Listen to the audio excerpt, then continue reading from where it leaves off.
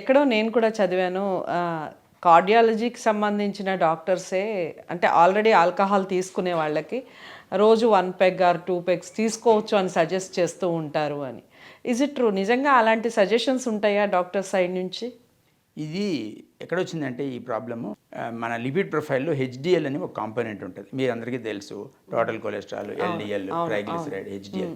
ఈ హెచ్డిఎల్ అనే కాంపోనెంట్ ఎక్కువ హెచ్డిఎల్ ఉన్న వాడికి కొంత హెల్త్ వల్ల ప్రొటెక్షన్ ఉంటుంది అని ఒక నమ్మకం, కొంత ఎవిడెన్స్ కూడా ఉంది. అయితే ఆల్కహాల్ ఈ హెచ్డిఎల్ని స్లైట్గా ఎలివేట్ చేస్తుంది అనేది ఒక ప్రూఫ్ ఉంది.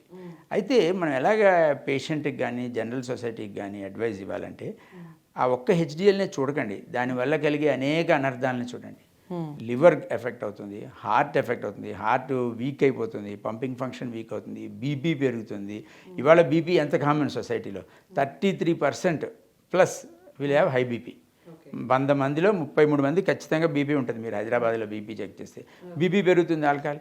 ఇవన్నీ చూడకుండా ఈ చిన్న హెచ్డిఎల్ని పట్టుకున్నారు, అది పొరపాటు. అది అంటే యాజ్ డాక్టర్స్ మనం ఎప్పుడు కూడా పేషెంట్స్కి లేదు నువ్వు కొంచెం డ్రింక్ తీసుకోవచ్చు అని చెప్పామంటే ఆయన అక్కడ ఓకే అంటాడు, ఇంటికి వెళ్ళి మా సార్ చెప్పాడు నీకేం తెలియదులే అంటాడు.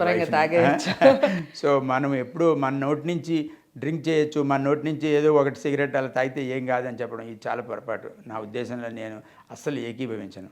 ఓకే.